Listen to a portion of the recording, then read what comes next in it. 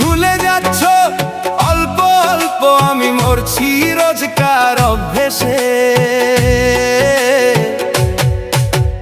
কেমন করে পর হয়ে গেলে এতটা ভালোবেসে।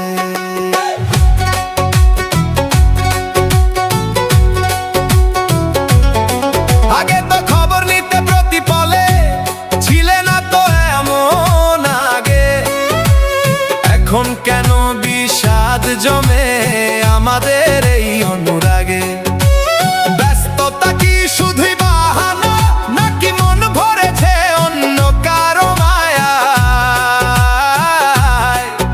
আমি আজও দাঁড়িয়ে আছি তোমার ফেলে যাওয়া ছায়ায়।